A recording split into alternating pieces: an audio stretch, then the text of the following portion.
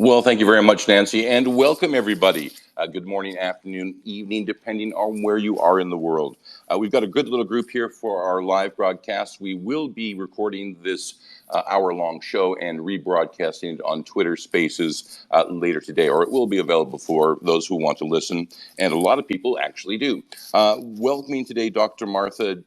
She's joining us today to talk about our subject. So today we're going to look at how to manage the leadership ego. And Dr. Martha, let me actually start with you because, boy, I've got so many questions. First of all, when we talk about that leadership ego, is there a better term for what we're looking at? Or can you sort of, I don't want to say describe the condition, but describe maybe what these people are like and what we're up against? Well, I'm assuming that when we talk about leadership ego, we don't mean it in a way that's complimenting the person. I'm assuming that we're talking about something that's less than palatable to the rest of those people who experience that ego. So, oftentimes when we think about ego, sometimes there is a narcissistic component to that, and people who have narcissistic tendencies may require admiration, may have grandiose ideology in terms of themselves and their accomplishments and their entitlements. Other times, when we think about an ego in terms of leadership or a leader or someone in charge, we may be looking at someone who lacks emotional intelligence. That has been a term that has been around for several years now. Somebody who lacks empathy, the ability to relate to people. Other times it may be someone who is just a bad leader. They have really no business being in a management or a leadership position, but for some reason they are. And they are not treating people well.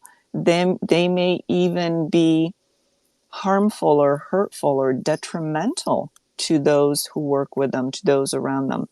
So there are different ways of looking at leadership ego. I guess depending on who we're dealing with is how we would respond to that as someone on the receiving end.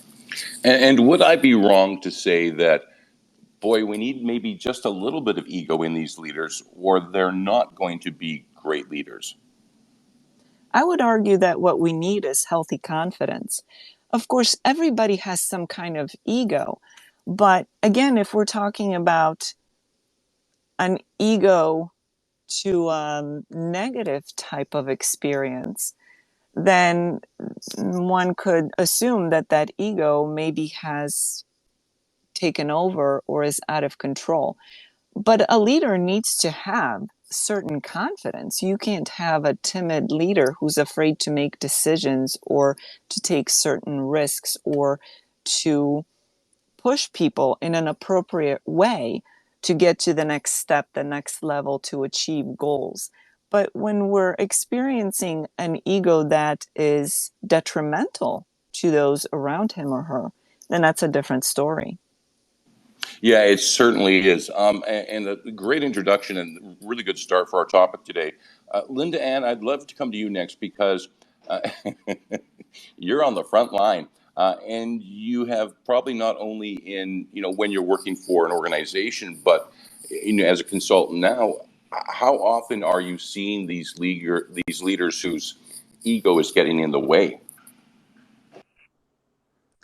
I think it's more common than people realize, and whether it's a narcissistic ego or just um, just a little bit of being a little full of themselves, depends on the person. But I think the biggest challenge that I see with it is how they go from, like, especially if you're working with someone who founded the organization, they've been, for so long, they've been all things to all people and supposedly had all the answers for everything and so forth. And for them to learn how to step back and realize that they're not the experts in everything is not an easy process for them.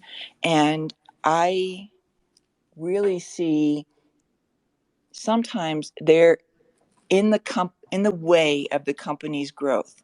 And so how to get them as someone who's working for that leader, whether you're in the C-suite with them or just a manager, how do you get them to understand that they need to let go and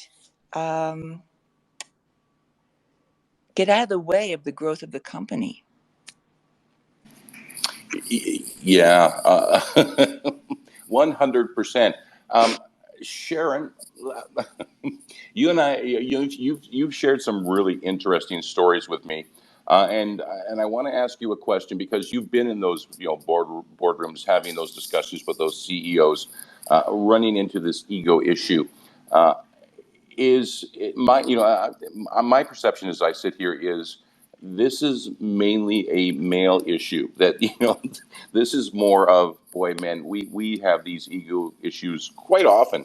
And is it, I mean, with your experience, my guess is it's mostly been men. Is that because men have more ego, or is it because there are more men leaders, so you have the opportunity to meet more of them? What has your experience been? Oh, I think you've just hit it there, Tom. I believe that the women that I grew up with in my career, we all took on perhaps different protection styles of our participation, particularly at the boardroom meeting. There are so many times I can't tell you when I perhaps had delivered a presentation or made quite a salient point, I'm going to say with confidence, but it was ignored.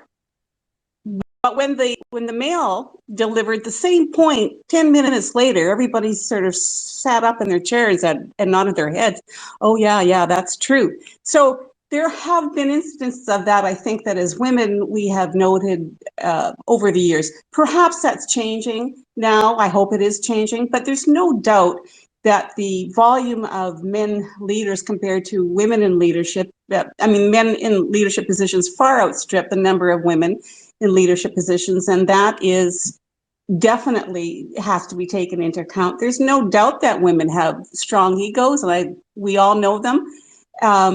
I have one. I hope it's a positive ego, but there's definitely on the side of we have to err on the side of really being watchful. And at some point, Tom, I sure would like to ask Dr. Martha the definition of a narcissist, because that's such a tabletop conversation these days. It's prevalent in many media circles. Watch out for the narcissist, look out for the narcissist tendencies. And I'd just like to know what is a narcissist, but I'll pass it back now, Tom. Thanks. Well, Linda Ann, I see your hand up, but maybe Dr. Martha will come to you first. And do you want to give us that breakdown of, how do you spot a narcissist? Well, a narcissist, if you think about it in a clinical sense, that terminology, it's someone who tends to have very grandiose ideas about themselves, their entitlement, their achievement. Oftentimes, they do not have empathy for others. Another qualifying criteria for someone with a narcissistic personality disorder specifically, maybe that they're much more likely to exploit others. So the relationships that they have tend to be for the purpose of exploitation, so that they can be recognized for achievements, or they can take the credit and recognition for achievements. Now, there are, of course, some thoughts behind why somebody would be a narcissist. You don't have to be diagnosed with a narcissistic personality disorder to display some of these types of traits and behaviors. And we might argue or speculate that deep down it's nothing more than a cover for someone who is frightened and incompetent and unsure of themselves. And oftentimes that is what drives an overinflated ego. Other times that's just the way they are. They think they are the best thing since sliced bread, and you can't argue with them otherwise. That's truly what they believe. And it's, whether or not it's true narcissistic tendency disorders, whether if you have an overinflated ego, even if it's because of fear, it's really not moving the process forward. And we quite often get stuck with a leader who, is dealing with their ego, and anytime there may be a change required that goes against that ego, it's frustration at that point, because things really do just get shut down, don't they? Yes, they do. If a person with such an ego cannot take the credit for something good. They take credit for the good stuff, but they blame others for anything that is not so good.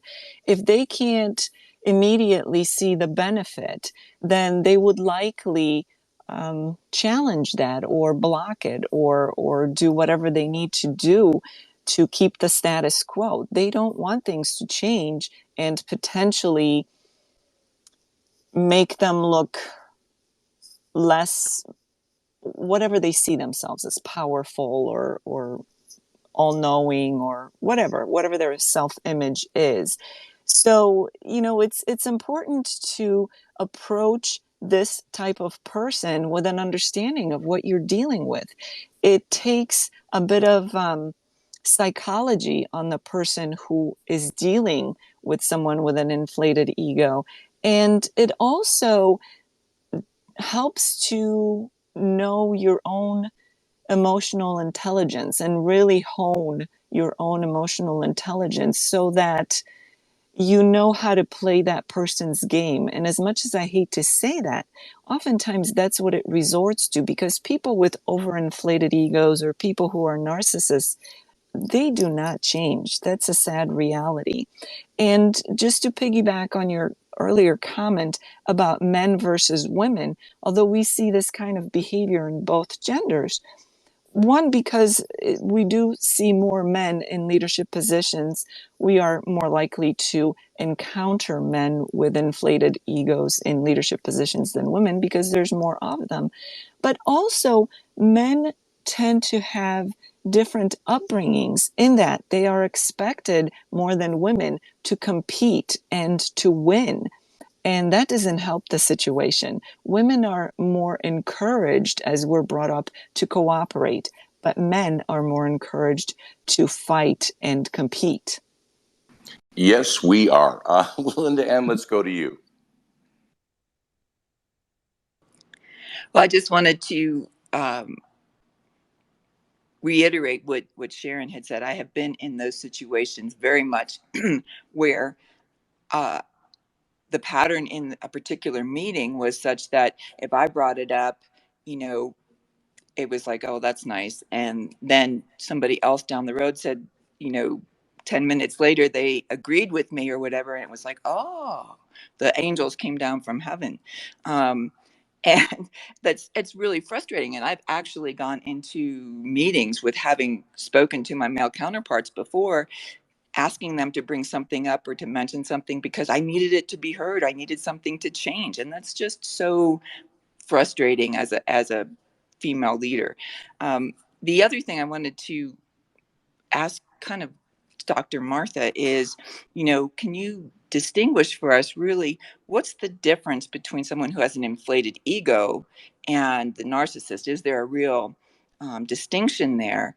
And the other thing is some narcissists are covert and they're very, very hard to identify. And being able to recognize their skill at manipulating is a real tool that you need if you're going to work with one on a regular basis. But the other thing I want to know from Dr. Martha is there a real way to be productive with them? Or is it just kind of, if you get frustrated, it's not going to change. So start putting out the resume. Dr. Martha, let's go back to you.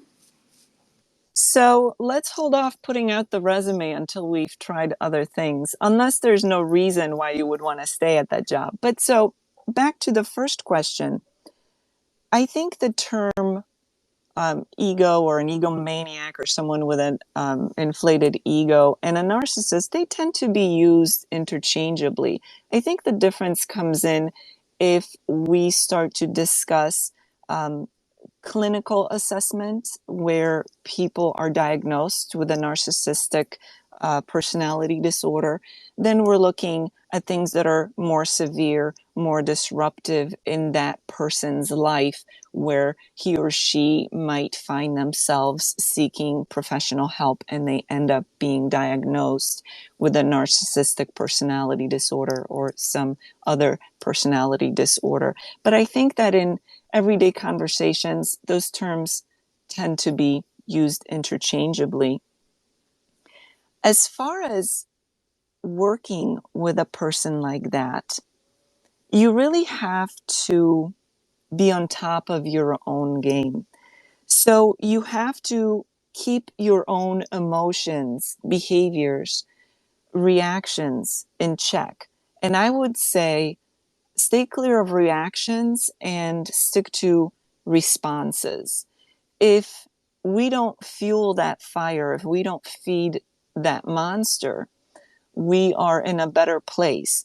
If you have a leader who is very open and energetic in how they conduct themselves and how they treat others, maybe they have emotional outbursts, maybe they openly humiliate or otherwise mistreat people, that's very different than the leader who is more more sneaky about it, more manipulative about it. And it will certainly require different attention on an individual's part to identify what's happening. When you see somebody demeaning someone in front of everybody, yelling at them, criticizing them, or even being sarcastic. You don't even have to be loud in order to embarrass someone.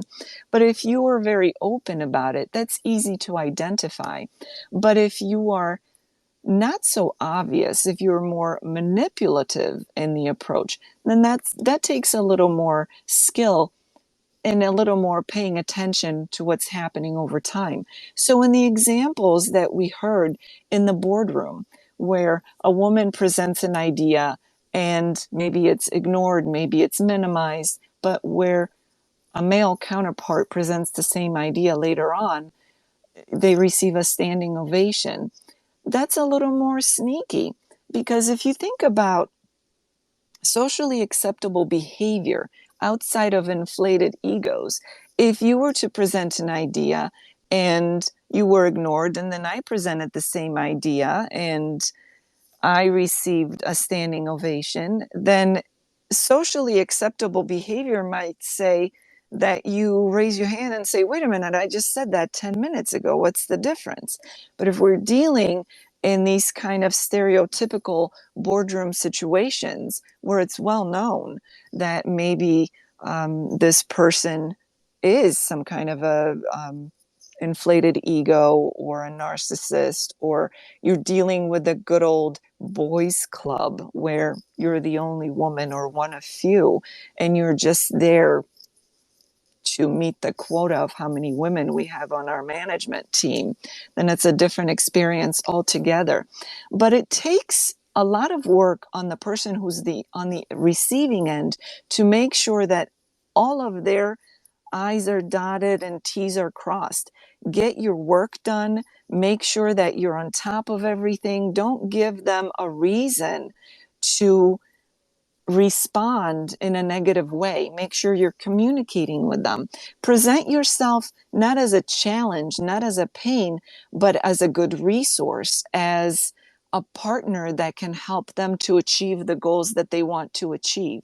Of course, we all have to be our own advocate, so that if we find ourselves in a situation that is harmful to you emotionally, mentally, that is producing an awful lot of stress, and you're not able to address the situation in a non-emotional, calm, professional way with the offender and get any results, that's when you have to start considering, well, how good is the rest of this job outside of this one person who's causing me so much grief? Do I want to look for something else within the same organization where I work under a different leader, or do I want to look for another job somewhere else? But wherever you go, you have to know that you may just as easily encounter the same kind of leader, or maybe someone even worse. So there's a lot to consider there. There certainly is. Linda Ann, let's go back to you. So I have, when you were describing how to work with them, that just triggers that feeling of walking on eggshells to make sure everything is done correctly. And that just doesn't seem like, from my perspective, a healthy way to live in an organization. But one of the things that I've learned in dealing with people who are high ego or narcissistic is to be very clear about the communication. In other words, address one point at a time.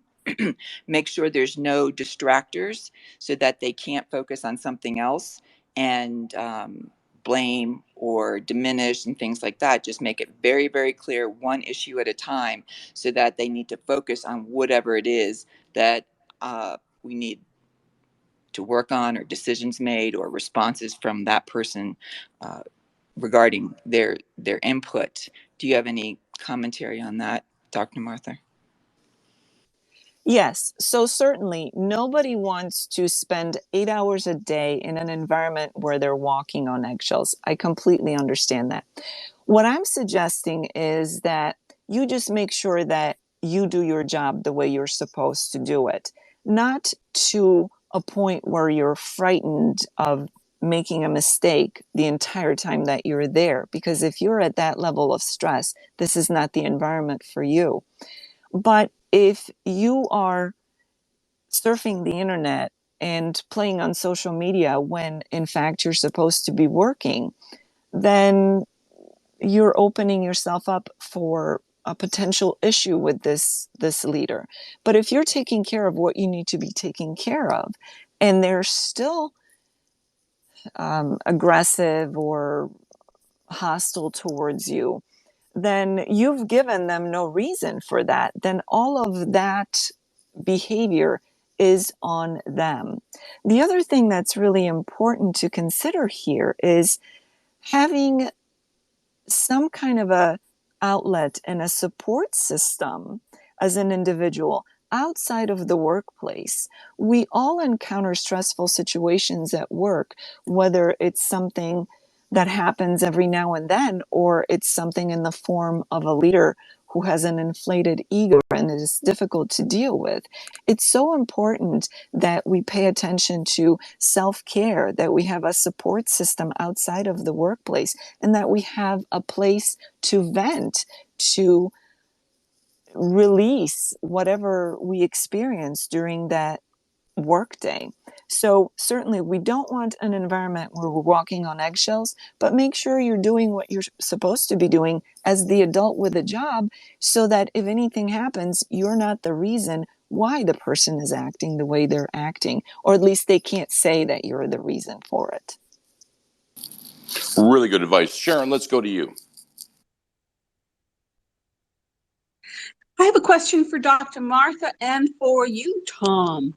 I am wondering about, keeping in mind what Linda Ann had to say earlier, I wonder if there are characteristics that we can look for in the interview process when it comes time to, particularly in the remote workforce, where we cannot see necessarily, obviously, maybe facial expressions, Tom, would be something to look for in your category. But I wonder if there are characteristics that we can look for, because I think it might be difficult to interview for that that individual with latent tendencies that we might not notice. Dr. Martha, why don't I let you take a stab at that first with, how do you spot these people, especially in that interview process?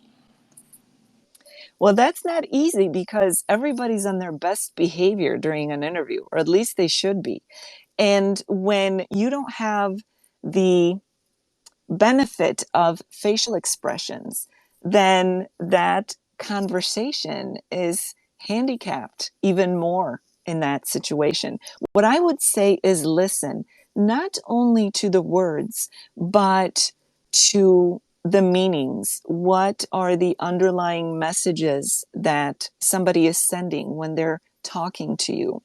Are they making strange comments, or are they maybe chuckling at the wrong part of a conversation where you consider it to be strange? Maybe it caught your attention and you thought that was odd. Look for things such as, what is the overall theme that I might be getting from this conversation?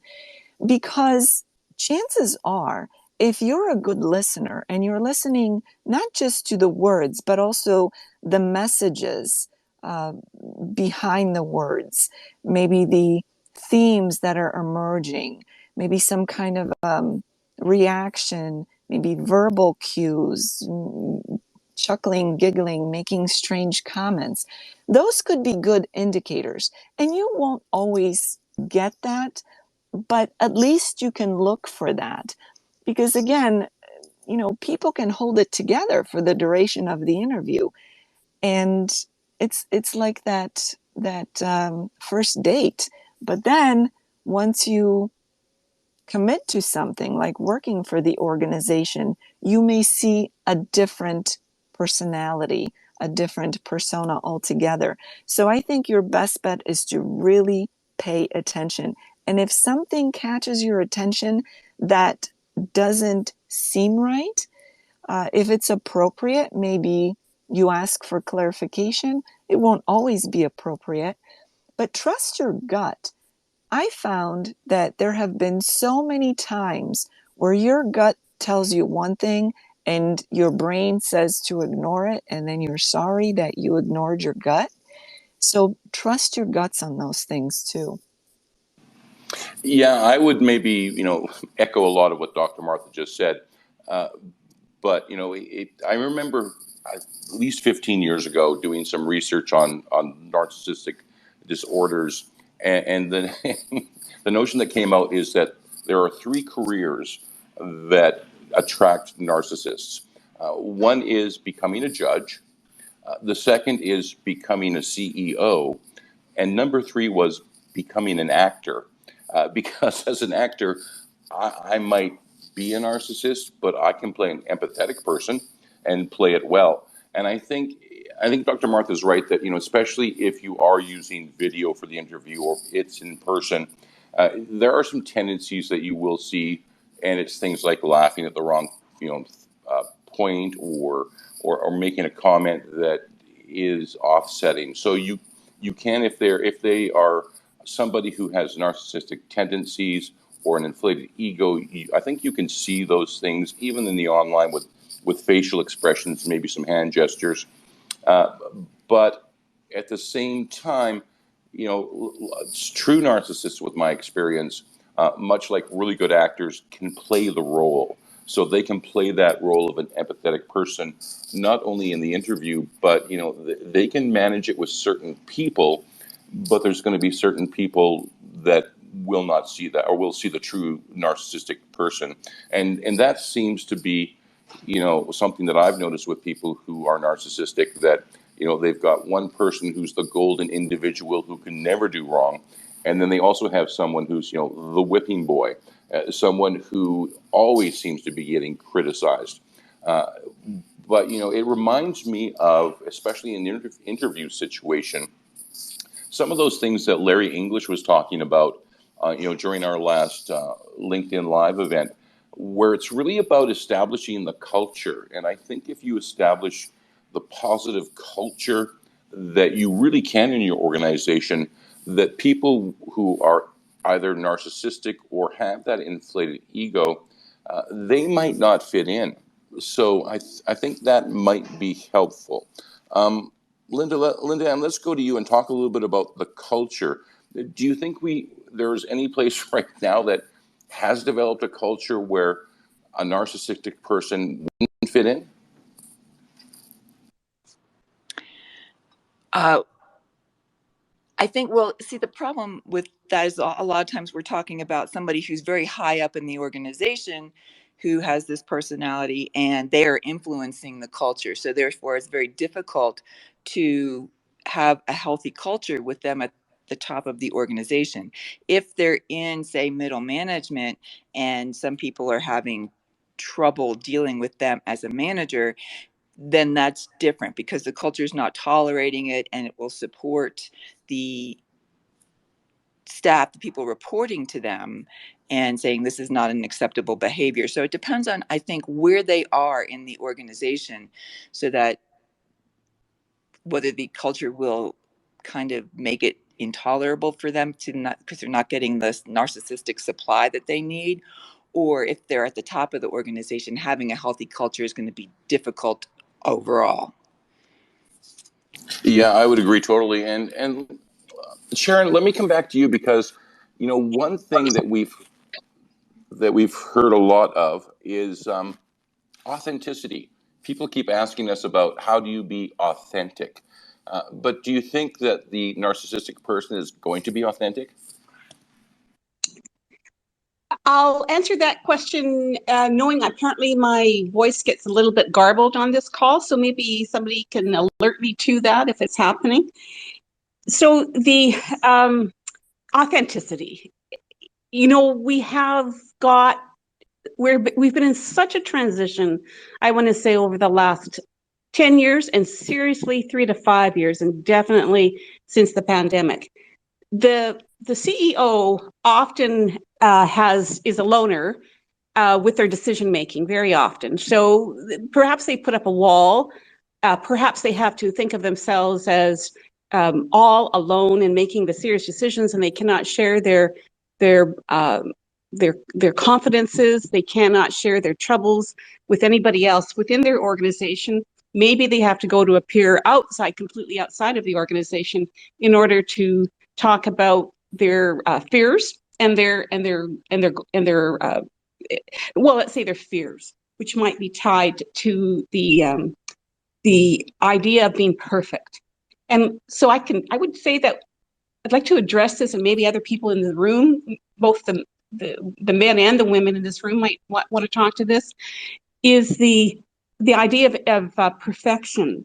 And that we came across over many, many years when advertising was legacy advertising, when we had to go out with perfect messages. Never did we see that message would be released or published or directed to within internal communications or external communications unless that messaging was perfection. Now what we're seeing is that in this new cultural style, the more authentic style, Tom, is that we can go out with an imperfect message and we can shape that message as we go along.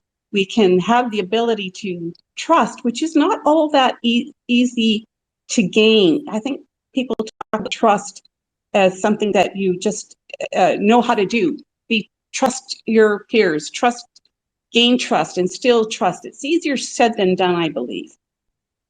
But in terms of perfection versus imperfection, that's possibly where the whole idea of authenticity can generate, which is we have the ability now to empower all members of our organization.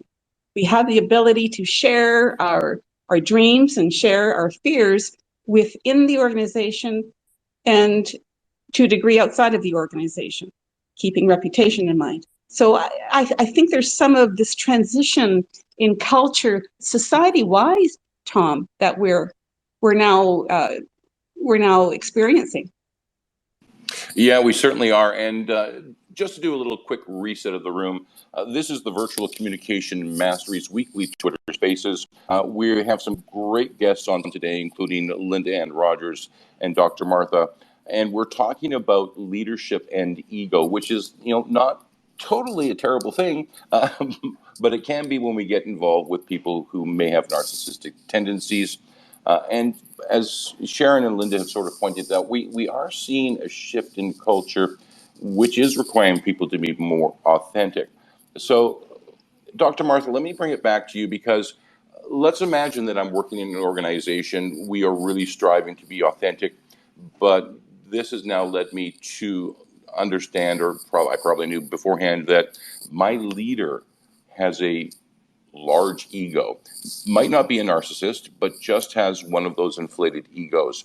How do I deal with that individual to, I don't want to say level the playing field, but get past that inflated ego so that really and truly the organization can be in a better place?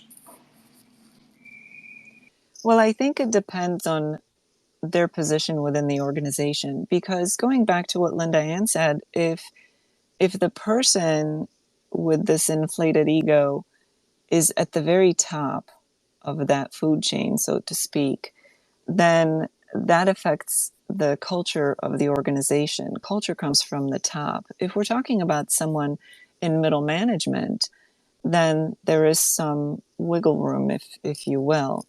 The way that you deal with that person, it really comes back to you and how you respond versus react, how you conduct yourself, how you keep your cool, how you communicate clear and frequent communications, how you deliver on what you're supposed to deliver within your position. It's beneficial to try and present yourself as a resource for that person, so that they don't see you as competition, they don't see you as a source of trouble or pain for them. So it really all comes back on the individual to a large degree, because the chances of a person who has an inflated ego or who is narcissistic by nature, the chances of them changing are very small. So we have to change how we conduct ourselves in the sense of how we respond. We don't want to fuel the monster. We want to find ways of working within those parameters so that we can still get things done and accomplished, and not be in a constant fight, or not be constantly experiencing fear at the workplace. But of course, despite your best efforts, sometimes there's only so much that you can do, at which point you have to reevaluate your own situation. Again, what is this job worth to me? Is everything else about this job pretty good, or maybe even better than just pretty good, and it's just that one person? Is it worth it for me to have to deal with them on a potentially daily basis? Sometimes you can do things like avoid them to a certain degree, right? Stay out of their way and only interact with them when you have to. And that can free up your time to actually get things done and do your job and not have to be stressed out all the time. That may be more difficult if the leader in question is a micromanager, because then there's no getting away from them. But so much of it really does come back on the individual. How are you responding to it? Are you fueling it? Are you feeding that ego monster? Or are you the adult in this exchange? And how much can you tolerate? That's what it comes down to. Yeah, it certainly does. Rabia, great to see you on the stage. If you'd like to join the conversation, please raise your hand. And Linda Ann, we're going to go to you first. And thank you very much, Rabia. If you've got a question you'd like to join us, we'll come to you next. But Linda Ann, let's go to you. Yeah, I want to just mention one technique that can be used, especially if they're more of ego driven versus a narcissist, because depending on the degree of narcissism, there's a certain level of futility there. But working from, and I've done this and I've also failed at this, working from someone's pain points, right? Really, when you're working to make change or achieve change, when you're working with an ego driven person, sometimes if you really understand the pain points or the degree of the pain point that will move the needle for them, where they have this thing to solve, and you're a person that can do it, and help them realize that how bad the pain is for them first, and then have the solution. Sometimes, not all the time, sometimes that can work for you. Yeah, it certainly can. Rabia, let's go to you. Hi Tom, hi Sharon, hi everyone. Good to see you all again. My point of view is quite similar with Dr. one, because if you are into the management position and if you are in the team of like 10 to 20 people, that's one of your skill of how to work with different behaviors of people and how to deal with different kind of people. So even if your leader has ego and the narcissist and whatever you call it, such kind of behavior, it's one of your skills how to manage that. And as Martha said, we can ignore it sometimes, but being a boss and being a manager, you cannot ignore these traits of egoship and all these traits. So you have to deal with them, but you should know that what are the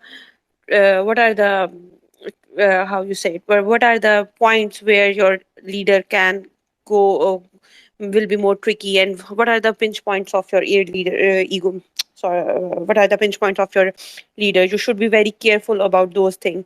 So you somehow, when we say that leaders should know and should be aware of their health and their personalities, how to manage their egos when they are in power. Similarly, the employees should know how to deal with different kinds of people, different kinds of bosses, different kinds of manager. So that is a skill also they need in their employment as well.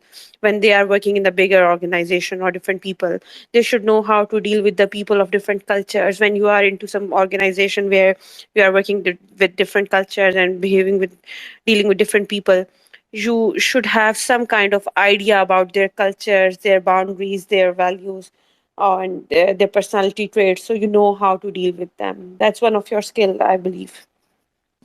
Yeah, I think it really is necessary because, as employees, we often don't have the ability to change management. Dr. Martha, let me bring it back to you because I think this is a valid question. Uh, but how do I, as an employee who has a leader who has an ego issue, how do I protect my own ego when I'm dealing with them? Well, I will give you an answer that probably won't be very popular, but I think it's valid nonetheless. Sometimes when we are dealing with people who are difficult, whatever the situation or the relationship may be, it may behoove us to have some empathy for them, to try to see things from their point of view, to try to understand why they are the way they are. And that's not to say that you need to become their therapist, but that might benefit you if you look at them not only in a reactive sense that they're upsetting me and they're making my life difficult and they make it not fun to be here and they're causing me stress, but rather, you know, there has to be a reason why they're like that. I don't have to understand or know the reason, but whatever it is, maybe I don't need to be so judgmental or so harsh or so quick to react to it because it doesn't do me any good anyway.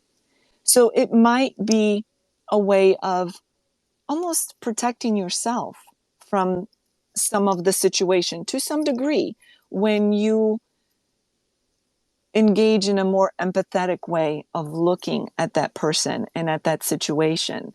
It, think about any difficult situation that you may have experienced. If you are able to zoom out, to step out and look at it more objectively, that frees you up from a reaction, from becoming emotionally involved and emotionally drained by that situation, and allows you to have a more objective opinion or experience of it. This is, I don't know what's going on with this person, but this isn't the way to do it. So rather than to feed into this right now, I'm just going to be the adult, if you will, and just maybe shake my head and let it go.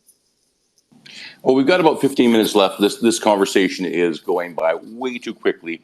But you mentioned that word stress. Can stress actually be the cause of what we might be perceiving as an inflated ego? Well, certainly, if somebody is exhibiting certain behaviors that may come across as someone being an egomaniac, having an inflated ego, being someone difficult to work with. That's where that empathy may come in handy, because we really don't know what's going on with them. Stress can affect us in so many different ways. And I would venture out to guess that most, if not all, of the people on this call, people listening, might recall a situation where if they were under stress, or maybe they've seen a friend exhibit this, they were a little more quick to be short with people, or snap at people, or respond or behave in ways that they wouldn't normally do. So certainly, stress is a big culprit in terms of our behaviors in so many different ways. Lidan, let's go to you. I just wanted to piggyback on what Dr. Martha said about zooming out. One of the things that I think is effective for dealing with some of these types of leaders or employees is you can be empathetic, because you can understand how they might have arrived at where they are, or just be patient with them. But when you step back, you can have that empathy, but then look at what they're doing from that 30,000 foot view, or kind of like while you're watching a movie, so that your emotions don't get involved, and you can be more pragmatic, I think, about how you approach whatever you're going to do in dealing with them, and you don't get sucked into their manipulative behavior. I think that's the key, is really understanding the separation and look at their behavior as for what it is, and not get sucked into the manipulative part of it. Yeah, that can be challenging, but I think that's some really good advice. Rabia, I'd love to come back to you, and you mentioned cultures again. Do you find that there may be issues between ego when it comes to a North American culture, as maybe opposed to a culture in Europe or over in Asia? Are there some differences that we as a North American audience maybe aren't seeing, that we have to start considering as we move more towards working in global teams?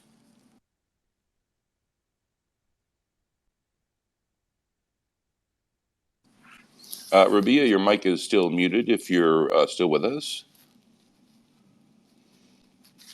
All right, well, we're figuring that out. Sharon, let's go to you.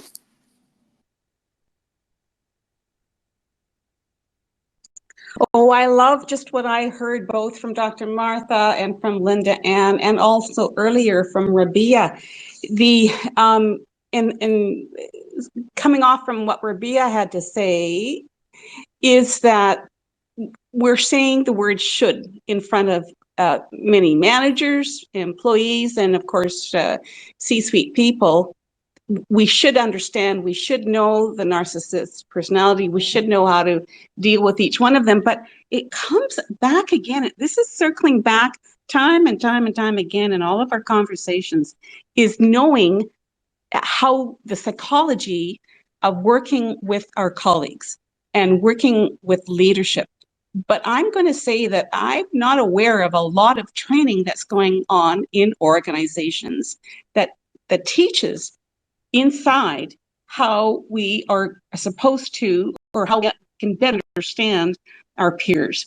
And I'm going to raise the flag for virtual communication mastery and what we do as an organization, which is we've got experts in communication mastery, essentially, which offers and talks about this the psychology of communication on many different fronts, from one-to-one to one-to-many.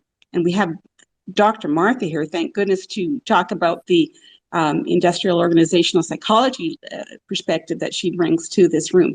which, by the way, the outstanding talent here today is through the roof, and it is every week. So thank you to everyone. But Tom, coming back again to more training, I'm hearing more need to understand the psychology of human to human behavior is really required, especially in the remote work world, where we're not seeing people always face to face. We're having to work through screens. We're having to understand how to interpret directions, leadership, perhaps the need for control or not control. So I'm going to raise the flag for training again, Tom. Yeah, training I think is really going to be key. And Dr. Martha, let me bring this back to you because at Virtual Communication Mastery, we work with Dr. Jeremy Lukenbach quite often, who's a great IO. But can you talk to us a little bit about the role of the IO and how they can help with this issue with organizations? And then maybe it's even a more critical question of, is business listening? Do they care about these issues, especially leadership? Are we seeing that a change is possible, or does business just not care? Well, as you and I have discussed in the past, change can sometimes be slow, and sometimes it only happens when it's forced. So as IO psychologists, we're always hopeful. We have ideas, we have tools, we have the desire to change the world for the better, but it's not without effort. So just like dealing with a difficult manager, this is something that will not be resolved overnight. It's something that will take time and effort to get better in how we deal with that person. Every exchange that we have, we get better at it, hopefully. When it comes to organizations, I would have to agree that there is not enough training in how to deal with others, but it goes back to our ability to interact with the world around us, which will include people who are like us, people who are different from us, people who are difficult, people who have different values, different ideas. So a lot of that comes back on us. And yes, organizations are lacking in providing the type of training that would be helpful. That doesn't mean that an individual should not take it upon themselves, should not take the responsibility of educating themselves, whether it's outside of the work environment during their personal time, or whether it's opportunities that may be offered or that the person may request through the organization. IO psychologists certainly can help with that. One of the things that comes to mind are assessments. We have different kinds of assessments that can give us an insight of how your peers view you, what they think of you, what they think of your skills, the ways you're interacting with others. So IOs can introduce those kinds of assessments into an organization, which could then be a starting point for a conversation. If an assessment identifies a certain leader as someone that's difficult to work with, an overly inflated ego, maybe narcissistic tendencies, that would be a good way to reveal that without people having to come forth individually and say, listen, I'm having trouble with this person, and maybe then fear certain retribution for having done so. So certainly organizations have a lot to do. IOs can be very helpful, but individuals also have a responsibility in the grand scheme of things. Yeah, we certainly do. And we've only got a couple of minutes left. So, Dr. Martha, let me ask you, if people want to reach out and get in touch with you to continue this conversation, What's the best way to do that? The best way is just to go to my website, drmarthagreidick.com. That's drmarthagreidick.com. From there, they can connect with me via social media. All right, well, we definitely will do that. And of course, I'll see you every Thursday. Rabia, I see your hand up. Let's go back to you. Thank you, Tom. Just quickly, I would like to add here is one thing that when we are designing the project, this is more kind of depending on the project designs as well.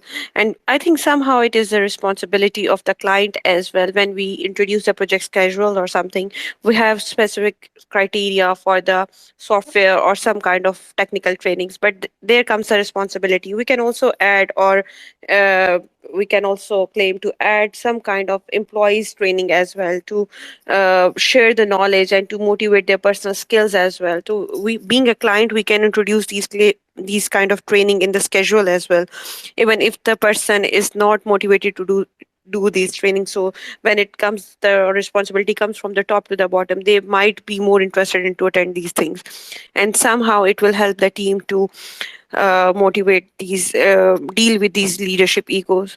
And because when we are working in a project based organizations, specifically remote project based organizations, and we are working together for 4 or 6 months, we don't have much time to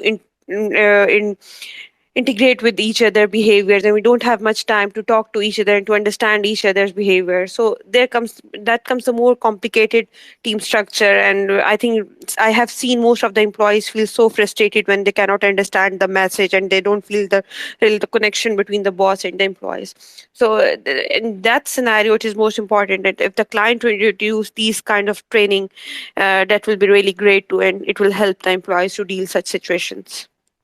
Yeah, they That's all. certainly. Yeah, and I think you're absolutely right that the more training we can get into people, the better that it will be. And